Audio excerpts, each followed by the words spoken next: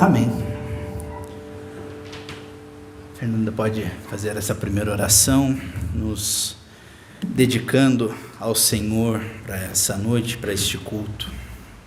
Senhor Deus, meu Pai, obrigado por mais um dia aqui, Pai, obrigado pelas famílias que já chegaram, Deus, que o Senhor esteja protegendo aqueles que ainda estão vindo à tua casa, meu Pai, que o Senhor esteja abençoando esse culto, Pai, que as nossas canções nesse momento cheguem como cheiro suave ao Senhor, meu Deus, e esteja preparando o nosso ambiente, o nosso coração para receber a palavra do pastor também, meu Pai.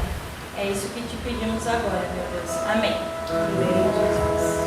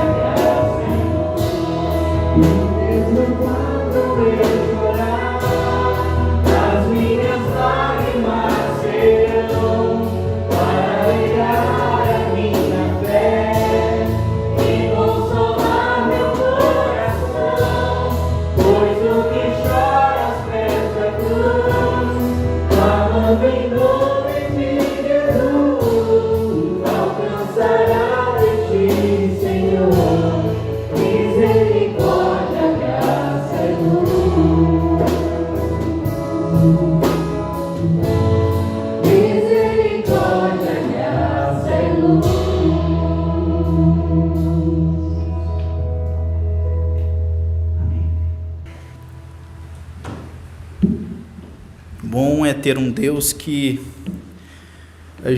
em que a gente pode se apoiar, pode entregar diante da presença dEle os nossos lamentos, as nossas dores, as nossas angústias, e ter um livro especificamente feito para isso, para entregar a Deus as nossas dores e os nossos problemas, mas também os nossos louvores.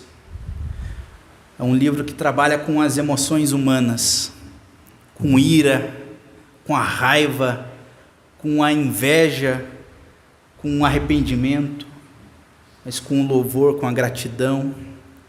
E este livro é o livro dos Salmos.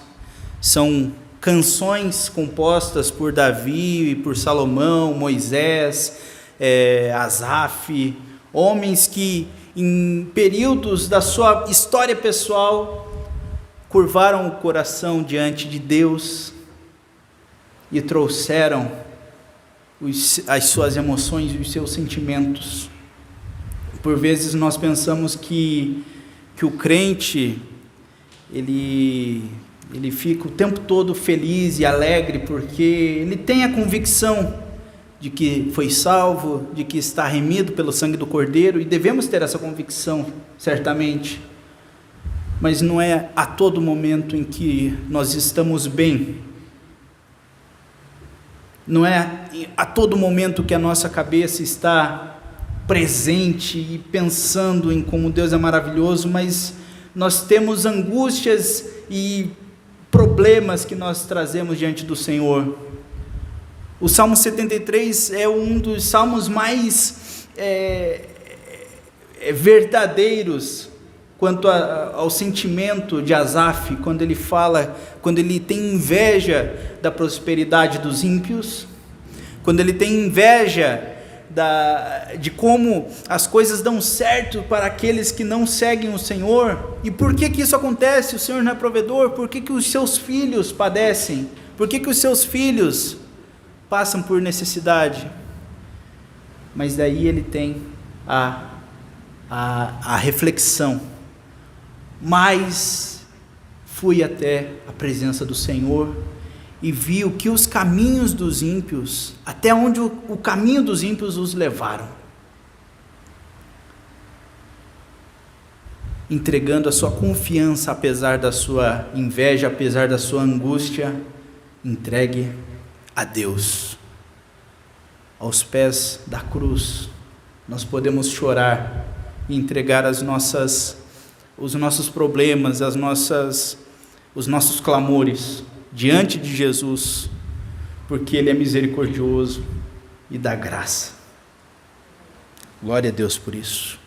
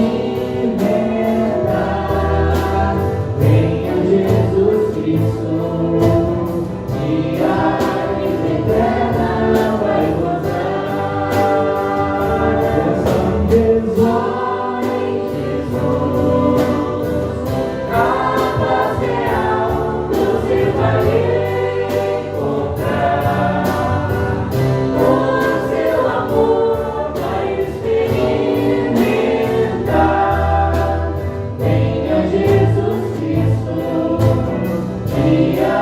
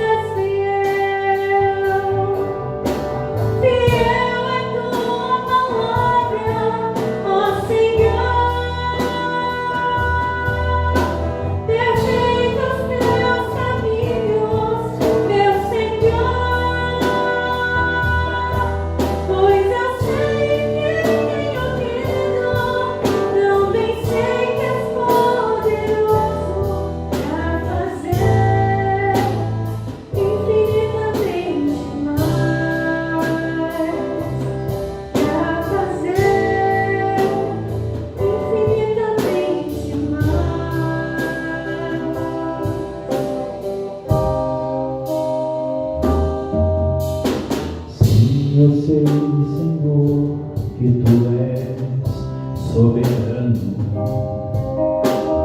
Tens os Teus caminhos, tens Seus próprios planos. Venho, pois, a cada dia, venho cheio de alegria e me coloco em Tuas mãos, pois és fiel. Sim, eu sei, Senhor, que Tu és poderoso. És um Deus tremendo, Pai de amor bondoso. Venho, pois, a cada dia, venho cheio de alegria e me coloco em Tuas mãos, pois és fiel. Fiel é Tua palavra, ó Senhor. Perfeitos Teus caminhos, meu Senhor. Pois eu sei que tenho crido, também sei que és poderoso para fazer infinitamente mais, para fazer infinitamente mais do que tudo que pedimos, infinitamente mais do que tudo que sentimos, infinitamente mais do que tudo que pensamos, infinitamente mais do que tudo em que cremos, infinitamente mais. Fiel é Tua palavra, ó Senhor. Perfeitos Teus caminhos, meu Senhor. Pois eu sei que tenho crido, também sei que és poderoso para fazer infinitamente mais, para fazer infinitamente mais.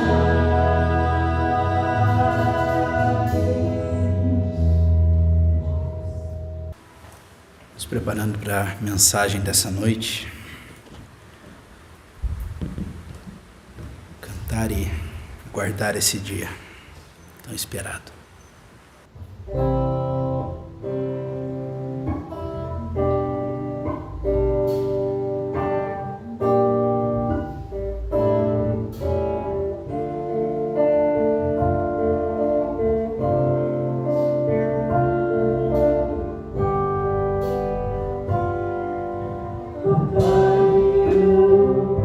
Queria tanto ver o meu Senhor descer, vindo me encontrar. Eu posso até imaginar a refulgente glória do Senhor Jesus, transpondo as brancas nuvens no escuro azul, onde nem sul e norte existirá. E em meio a lágrimas, sorriso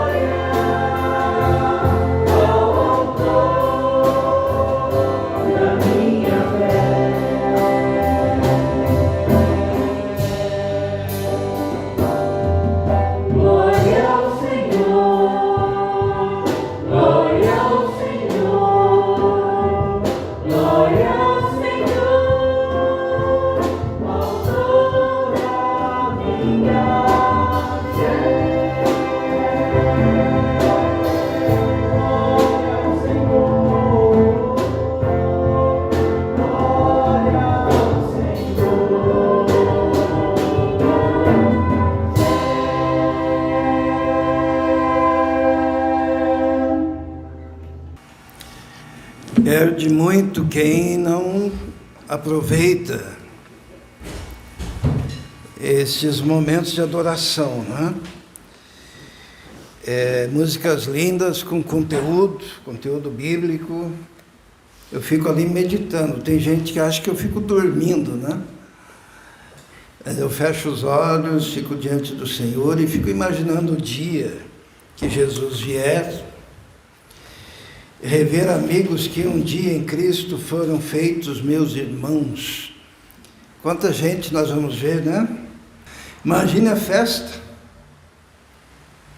E nós cremos, não é da boca para fora, né? Nós cremos que a promessa se cumprirá.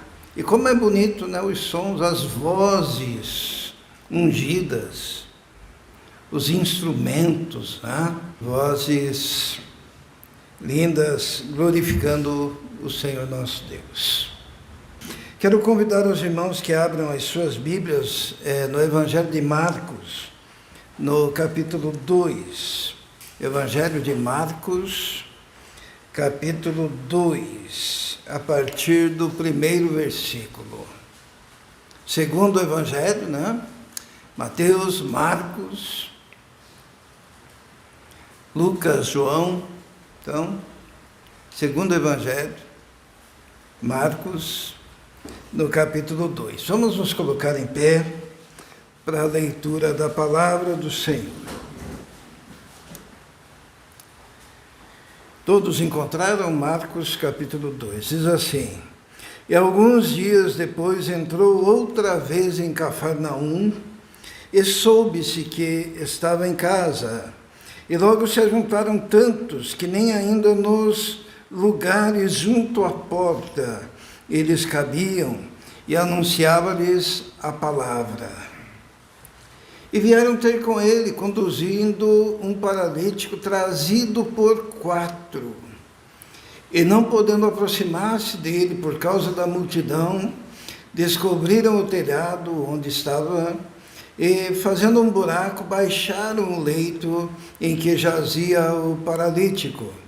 E Jesus, vendo-lhes a fé, disse ao paralítico: Filho, perdoados estão os teus pecados. E estavam ali assentados alguns dos escribas, que arrazoavam em seu coração, dizendo: Por que diz este assim blasfêmias? Quem pode perdoar pecados senão Deus? E Jesus, conhecendo logo em seu espírito que assim arrazoavam entre si, lhes disse: Por que arrazoais sobre estas coisas em vosso coração? Qual é mais fácil? Dizer ao paralítico: Estão perdoados os teus pecados? Ou dizer-lhe: Levanta-te, toma o teu leito e anda?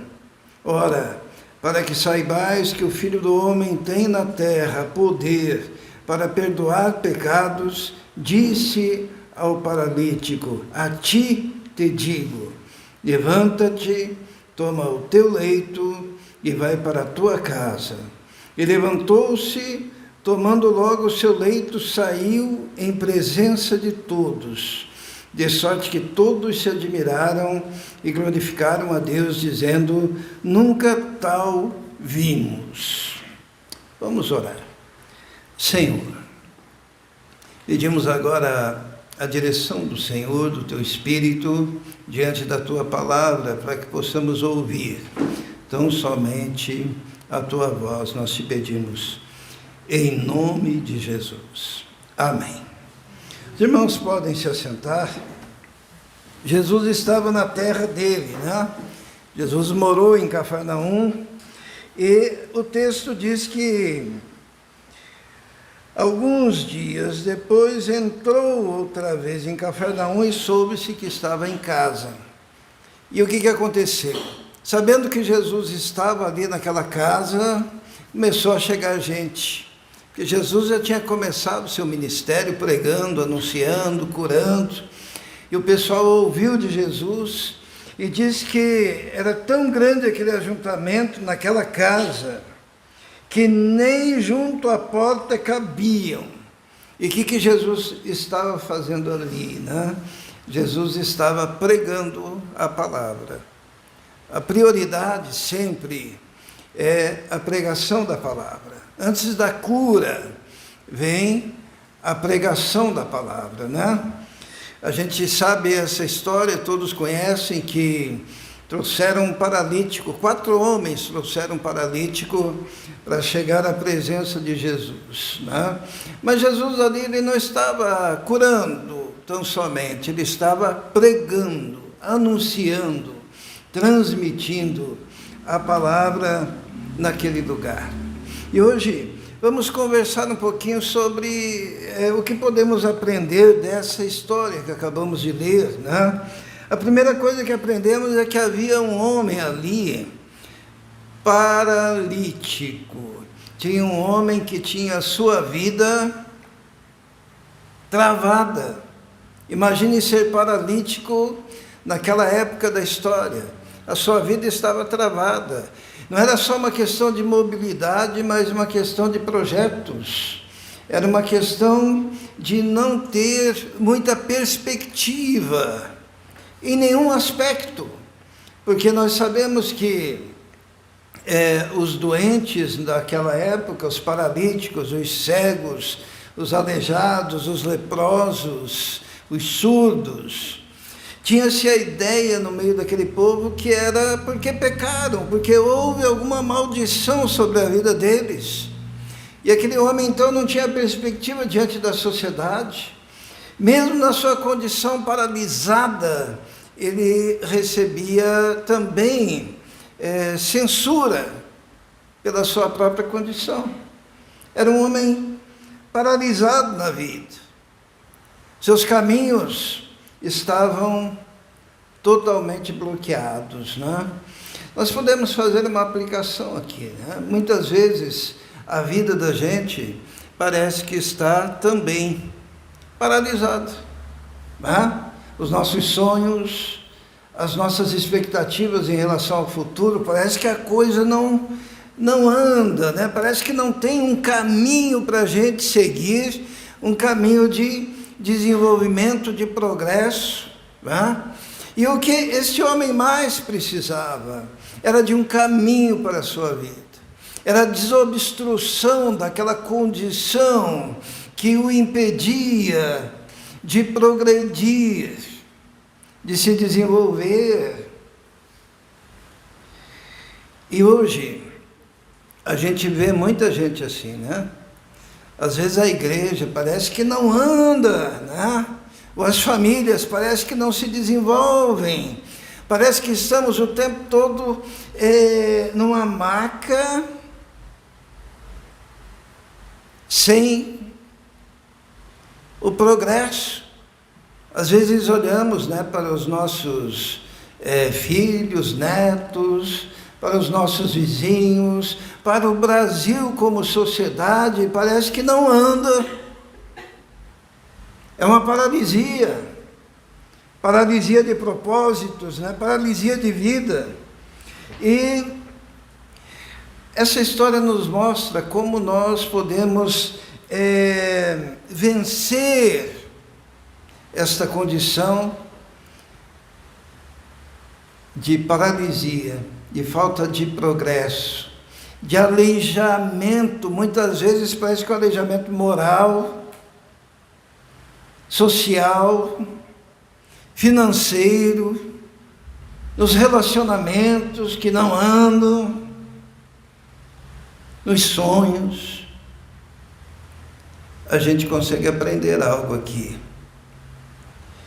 E a primeira coisa que nós aprendemos, que é um desafio para aquele homem paralítico, o paralítico de Cafarnaum, era o desafio de cercar-se das pessoas certas.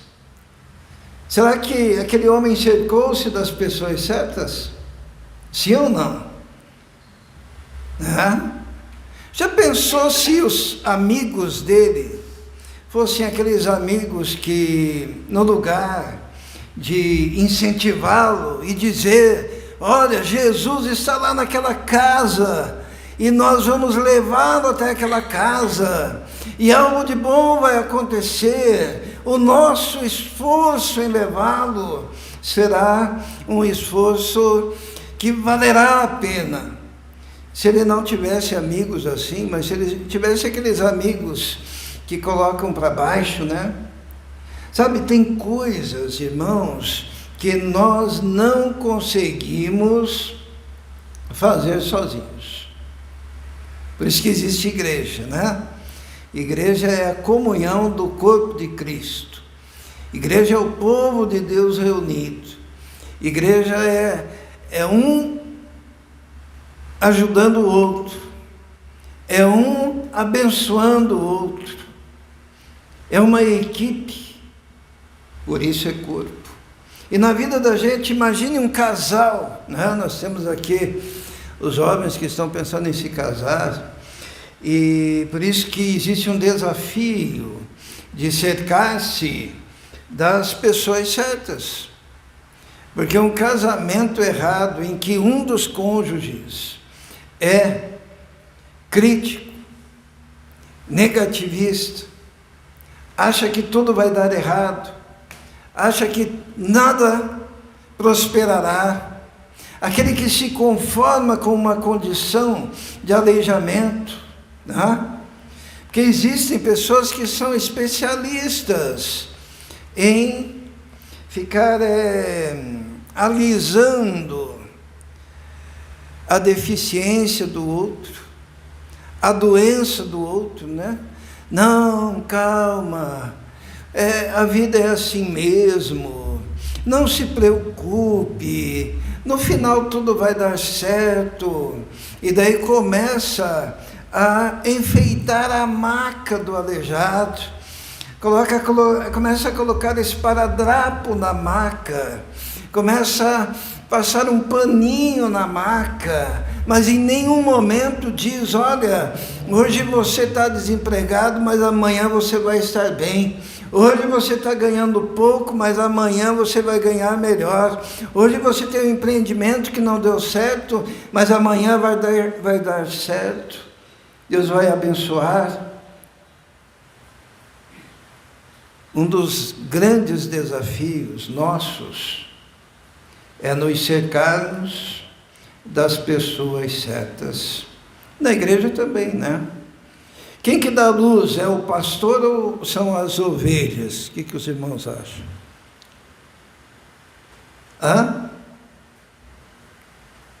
No rebanho, as ovelhas, né? As ovelhas se multiplicam, né? A igreja ela só progride na medida em que as ovelhas vão se reproduzindo. Não é isso? Então, é uma interação que um depende do outro. Nós somos interdependentes. Nós precisamos ter a visão do desenvolvimento, da cooperação, para que a bênção de Deus se estabeleça. Então, olha a importância de nos cercarmos das pessoas certas. E esse paralítico estava cercado de pessoas certas. E esse paralítico, ele estava com pessoas certas, porque eu acredito que eles não chegaram para ele e disseram assim: é o seguinte, Jesus está ali, você quer ir até lá? Ele diria: eu não tenho condições de ir. Mas olha a postura diferente, só diz que ele foi carregado pelos quatro. Mesmo que você não queira, eu quero te levar. Mesmo que você resista, eu quero fazer você se aproximar de Jesus. Mesmo que você não esteja psicologicamente bem, devido aos embates da sua vida, você vai fazer aquele concurso, você vai fazer aquela faculdade, você vai conseguir, nem que eu tenha que te carregar até aquela porta, nem que eu tenha que te levar para aquele concurso, nem que eu tenha que te levar até aquele lugar, porque você vai conseguir. Será que nós somos assim? Ai daquele paralítico, se ele não tivesse 4 amigos. Mas amigos de verdade. Amigos de verdade. Igreja de verdade. Irmãos de verdade. Que conseguem olhar para as limitações, mas olhar com fé. O primeiro desafio, irmãos, que temos que vencer é esse. E aos jovens que vão casar, olhem para o parceiro ao lado. E essa pessoa tem que ser de visão, de fé. Tem que ser, que nem dizem por aí, tem que ser porreta, né? Tem que ser aquele que não desanima, aquele que estimula, aquele que valoriza as suas necessidades e os seus sonhos, aquele que não zomba das tuas limitações, mas que diz: você vai sair dessa, você vai conseguir. O segundo desafio desse paralítico é o desafio do desapego das macas paralisantes. Porque tem um problema muito sério quando a pessoa é apegada às suas muletas, né? Tem gente que é muito apegada às suas muletas, que é muito apegada a crenças limitadoras, né? Tem algumas crenças limitadoras, sabe? Uma crença limitadora, que eu já ouvi, até os irmãos algumas vezes falando: se a porta está fechada, significa que Deus não está nesse projeto. Já ouviram isso? Se fosse de Deus, as portas estariam abertas. Ah, eu não consegui porque Deus não quis. Agora veja como eram esses amigos, né? Quando eles chegaram ali onde Jesus estava, tinha uma multidão, não passava pela porta, né? Não tinha o que fazer, e agora eles poderiam dizer: olha, nós tentamos, nós fizemos tudo o que era possível fazer. Será que você iria criticar? Se a pessoa tentou até o limite, mas aí as portas estavam fechadas, não tinha acesso, Jesus estava lá no fundo, ninguém deixava eles passarem. E daí vem a crença limitante, né? Se a porta está fechada, é porque Deus não quer. Mas essa história nos conta algo diferente. Se a porta está fechada, é para subir no telhado, arrombar o telhado, pegar umas cordas e baixar o paralítico, né? Isto é, se o caminho está fechado, se as possibilidades estão fechadas, você tem que romper, muitas vezes, com aquilo que parece mais lógico, né? Como que as pessoas iriam ver um grupo que subisse no telhado e começasse a arrancar lá as telhas e começasse a tirar lá os parafusos, os pregos, não sei como é que era pregado, e começasse a fazer aquela, arrebentando a parte de cima da casa? Será que eles pediram permissão? Se eles tivessem pedido permissão para o dono da casa, o dono da casa disse: não, aqui na minha casa não. E o pessoal devia olhar para aqueles doidos e dizer assim: esses caras são o quê? Eles são depredadores do patrimônio dos outros, eles são vândalos, Eles não têm desconfiômetro, não. Mas se as portas estão fechadas, você precisa encontrar o caminho. E o que Jesus queria ver naqueles homens era uma atitude de fé. A multidão viu os vândalos, a multidão viu os depredadores, a multidão viu os malucos arrebentando a casa por cima. Mas o que Jesus viu? Está ali no versículo 5.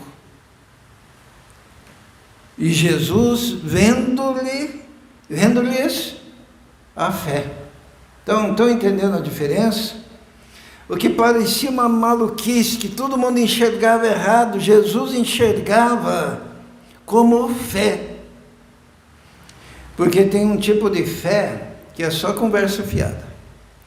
É aquela fé da boca, né? Eu tenho fé. A Marilda disse que veio com o Uber agora, que o cara disse que tinha fé. Fé no quê? Fé de que tinha vivido outras vidas, né? Tem gente que diz que tem fé. Mas só que a fé, ela precisa necessariamente de uma ação. E nem sempre é uma ação bonita. Nem sempre é uma ação que na cabeça da gente faz sentido. Jesus viu a fé daqueles homens.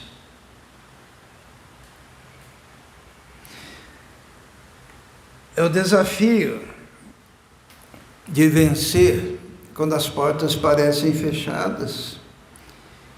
E daí a sua crença. Porta fechada, foi Deus quem fechou. Não, porta fechada, muitas vezes Jesus quer ver a tua fé rompendo barreiras, quebrando obstáculos, seguindo em frente. Tem momentos na vida que a gente só caminha de olhos fechados, porque todas as circunstâncias parecem que agem contra nós. Mas se não tem um caminho claro, a gente vai e arromba um caminho para que a gente se aproxime de Jesus.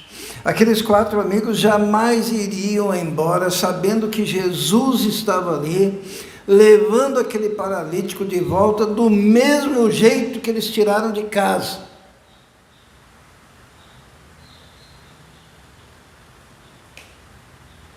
Só voltariam para casa com aquele homem andando. Existem coisas que nos limitam, as nossas muletas denominacionais, né? Se não for a moda dos batistas, eu nem quero. Se não for a moda dos presbiterianos, eu nem quero. Se não for a moda dos pentecostais, eu nem quero.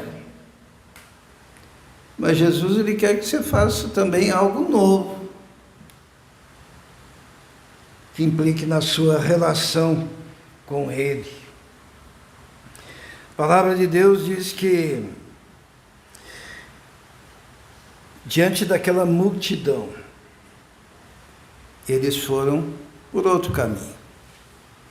Um caminho inacreditável naquele momento, mas foi o caminho que eles encontraram.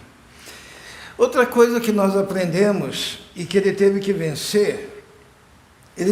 vencer o desafio de um culto que tinha tudo, menos acesso a Jesus, né? O que tinha nesse culto aqui nessa casa? Tinha um salão, certo? Tinha uma multidão, certo? Estava lotada. Pensar em termos de igreja, estava lotado. Tinha pregação. Quem que era o pregador? Jesus, certo? Tinha o que mais? Tinha os sacerdotes, os líderes que estavam assentados mais próximos de Jesus, e as pessoas ali ouvindo, tinha tudo, sabe? Tem igrejas que tem tudo, tem louvor, um louvor impecável, tem povo, sabe? Tem pregação. O que não tem? Não tem acesso ao Senhor Jesus. Até chegar aquele paralítico, não se diz de ninguém que foi salvo, de ninguém que foi curado, de ninguém que foi liberto. Tinha muita gente ali, e depois a gente percebe que eles criticaram Jesus, né? Mas o cara que foi liberto era o cara que não estava ali. Era o cara que estava longe. Era o cara que tinha dificuldade. Aquele foi liberto.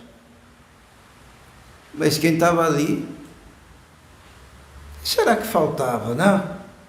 Será que faltava? O povo ali se acotovelando. A pior coisa que tem é uma igreja que não dá acesso a Jesus. Porque tem muito líder, e tinha, né? Muito líder ali, ó. Diz assim que quando Jesus curou aquele paralítico, no versículo 6, né, Jesus falou assim, perdoados estão os teus pecados. No versículo 6 diz que estavam ali assentados alguns escribas que arrazoavam em seu coração, porque esse homem diz blasfêmias.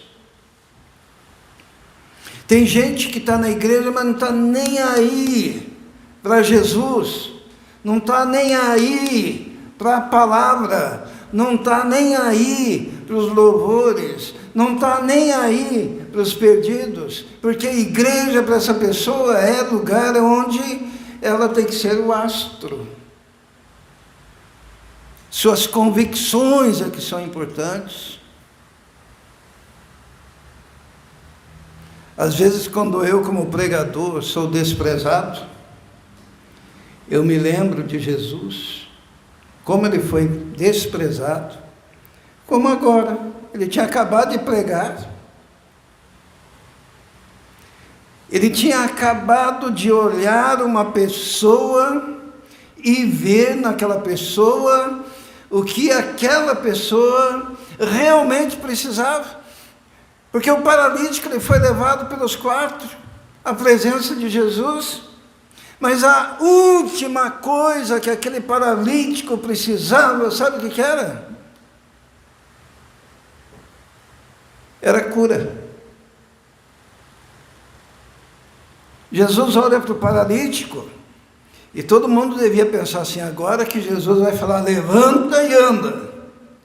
E o que Jesus falou? Perdoados estão os teus pecados. Por quê? Porque Jesus olha o interior. Jesus, quando olha uma pessoa, vê lá os demônios que estão afetando a sua mente, seu coração. Jesus, quando olha numa pessoa, vê o espírito daquela pessoa, ele sabe as críticas que estão nas mentes das pessoas.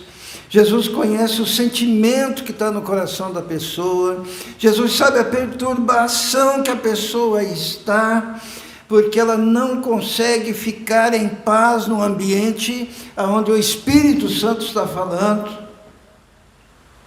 Jesus conhece, ele sabe.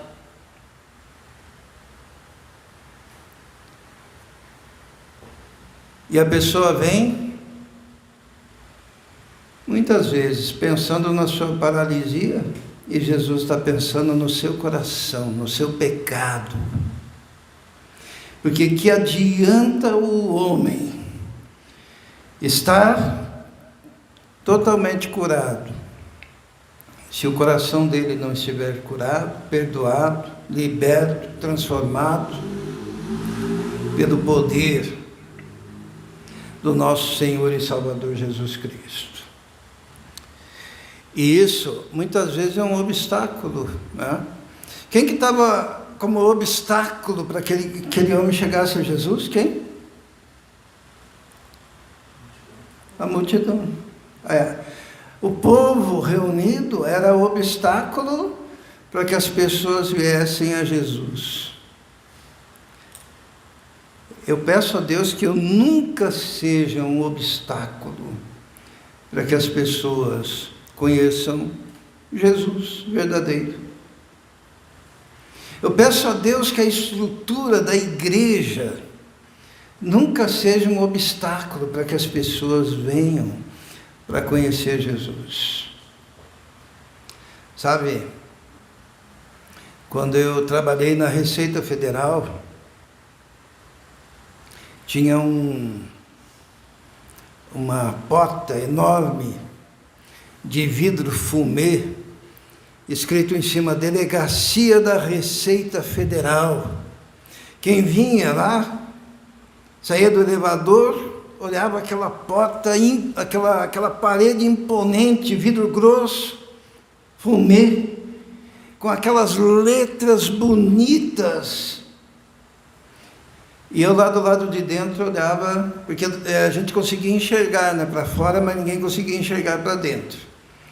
Eu olhava aquelas pessoas simples, humildes, que chegavam ali. Ficavam tão envergonhadas, tão constrangidas por causa de um ambiente muito chique, que voltavam, apertavam o elevador e iam embora, sem serem atendidas. Sendo que aquele ambiente era pago por elas, com seus impostos. E tem igreja que é isso. O louvor é tão impecável, as roupas são tão impecáveis, o pastor é tão inacessível, tão engravatadinho, o ambiente é tão minimamente planejado em cada detalhe para ser a sublimidade. E a igreja, o que ela está fazendo, sabe o que é? Excluir os aleijados, os paralíticos, os pobres, as prostitutas, as pessoas simples, impactadas com aquele ambiente que não tem a cara de Jesus. Como é que era a cara de Jesus mesmo? Como é que era o jeito de Jesus? Jesus estava no meio, é interessante, né? Jesus estava lá no campo, subia num morro, e o sermão que é considerado a sublimidade do sermão de Jesus é o sermão da montanha. Da montanha. Mas o templo suntuoso, quando a gente fala de Jesus dentro do templo, o que nós lembramos?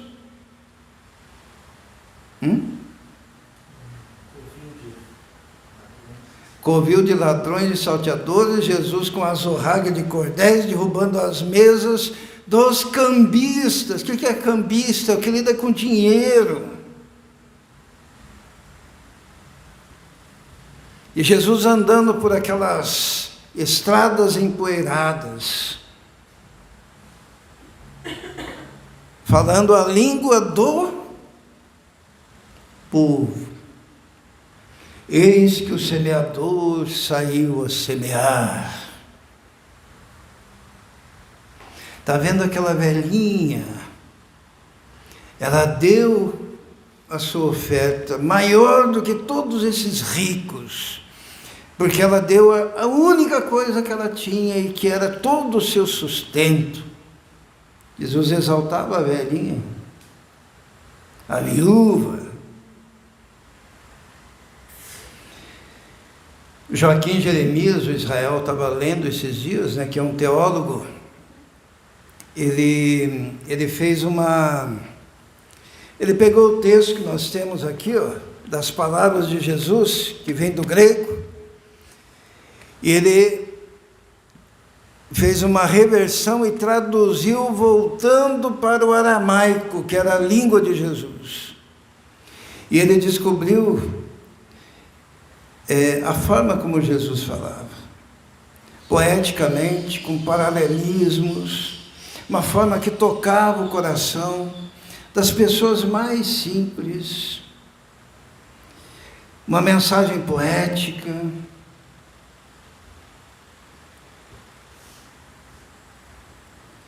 O marketing de Jesus era Ele mesmo.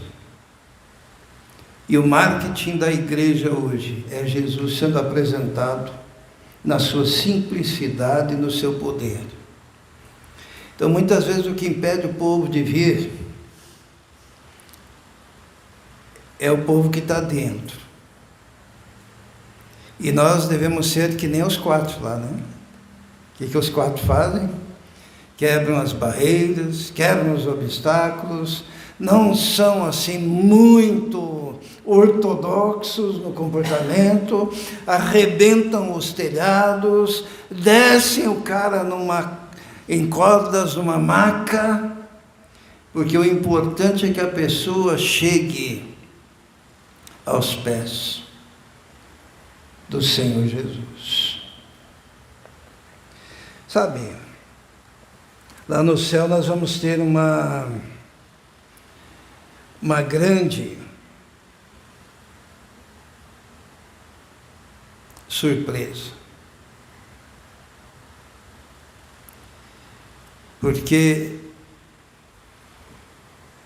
a genuína fé é uma fé que pode ser vista. É uma fé envolvida em ações concretas. Jesus, ele disse para os 4, vendo a fé daqueles, né, os 5 que estavam ali, contando com o paralítico, vendo-lhes a fé, disse, perdoados estão os teus pecados. Olha, outro desafio que o paralítico teve que vencer foi o da crítica dos líderes, né? Da crítica dos líderes, que começaram a questionar Jesus e dizendo, ele está blasfemando, quem pode perdoar pecados, senão Deus? Eles estavam ali diante de Jesus, mas não reconheciam que Jesus era Deus, não reconheciam que Jesus era o Filho de Deus, não reconheciam que Jesus era o Messias. Uma das maiores desgraças que aconteceu no ministério de Jesus foi o encontro de Jesus com os líderes, que hoje são os pastores, os escribas, os fariseus, hoje são os missionários, né? Os que se dizem apóstolos.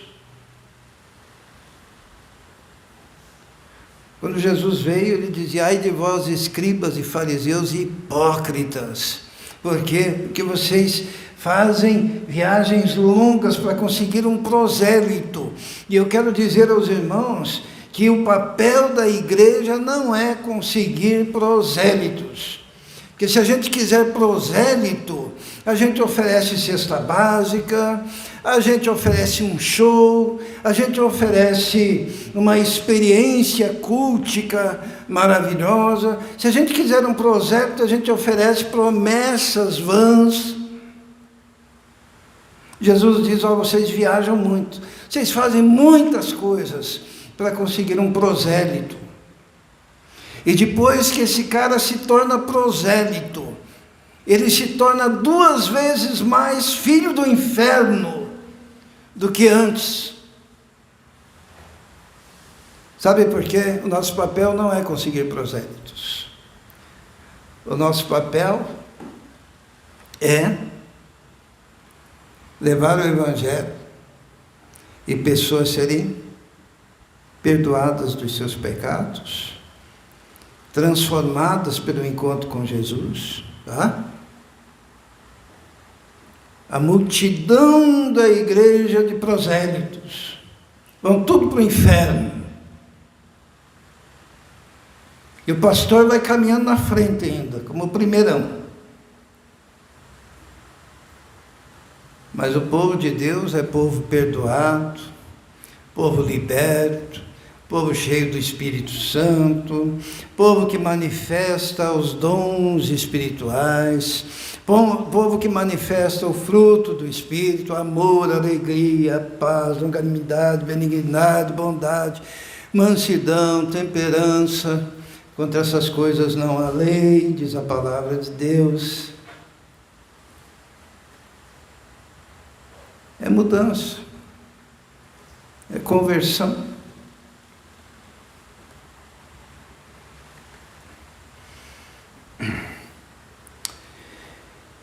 Aquele que teve que entrar no ambiente pelo telhado, como que ele saiu, os irmãos sabem? Vamos ver.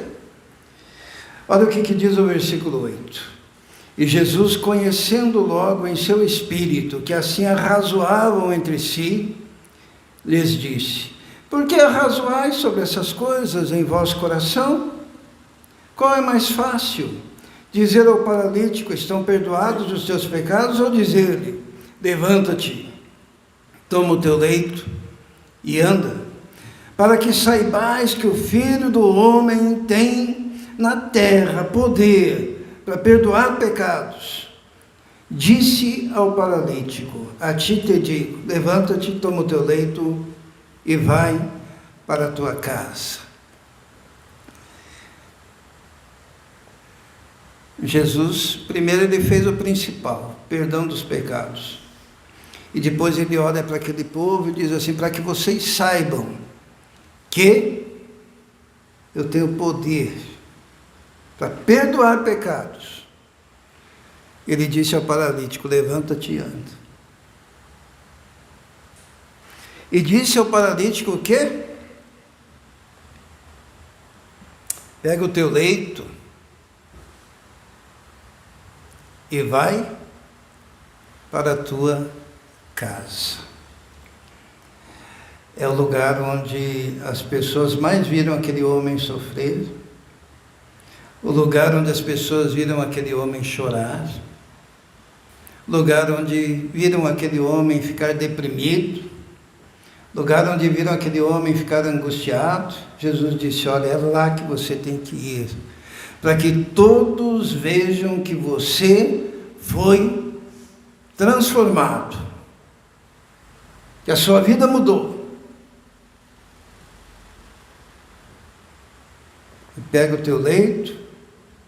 O leito era o testemunho da sua cura, né? E vai lá para a tua casa. E lá você vai testificar a transformação que ocorreu na sua vida. Isso é um desafio. O maior desafio que tem é ser testemunha do Senhor Jesus em casa, né? Que às vezes o indivíduo dentro da igreja é um santo, e em casa é um demônio, é um capeta. Vai lá para a tua casa, lá onde te conhecem bem, e lá eles vão perceber que algo mudou dentro de você, algo mudou totalmente em você. Eu creio que mais do que a paralisia, eles iam perceber que o interior daquele homem tinha mudado, porque os seus pecados tinham sido perdoados. E aquele que desceu pelo telhado, Jesus, o Marcos, ele nos diz no versículo 12, e levantou-se, tomou logo o seu leito e saiu, na presença de todos. Aqueles que não queriam dar espaço para que ele entrasse, tiveram que dar espaço para que ele saísse curado daquele ambiente de culto.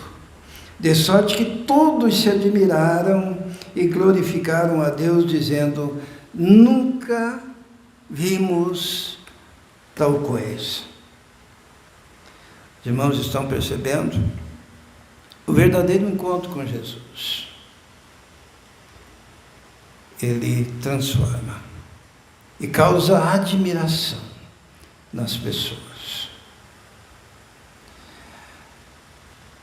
Porque a mudança é radical, é absoluta, é total, na vida e no coração.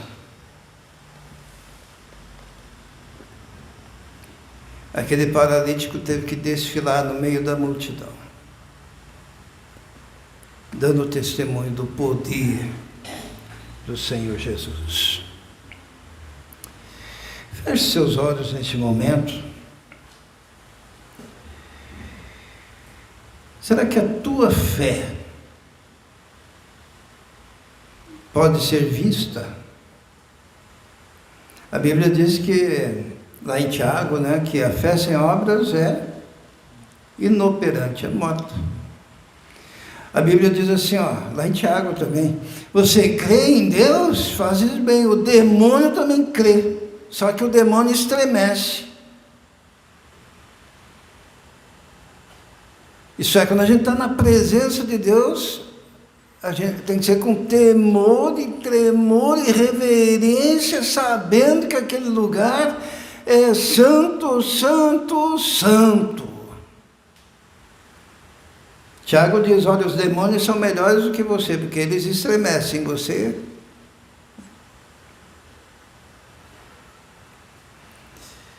Você cuida de qualquer forma das coisas de Deus.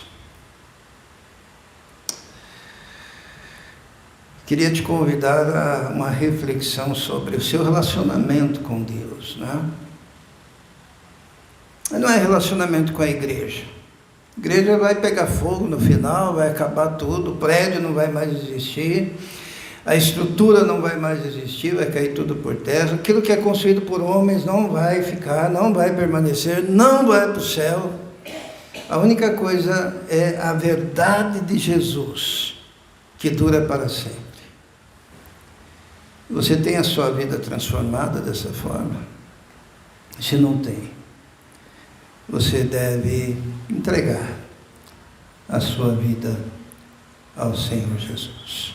Vamos orar. Senhor, estamos diante da Tua presença e nunca, Senhor, queremos ser obstáculos àqueles que precisam de Ti. Nós queremos ser aqueles que carregam, que encontram caminhos para que os perdidos cheguem à Tua presença. Esteja então, Senhor, nos abençoando, nos fortalecendo, nos dando poder, capacidade, entendimento, Senhor, da Tua palavra. Nós te pedimos isso. Opera, Senhor, pelo Teu Espírito nos nossos corações. Nos dê, Senhor, também a estratégia do Senhor, para que muitas almas cheguem a Ti. Nós nos colocamos nas Tuas mãos, ó Deus, neste momento, em nome de Jesus. Amém. Esse momento nós estamos diante do Senhor em adoração, também com as nossas ofertas e os nossos dízimos. Você que veio preparado poderá realizar nesse momento.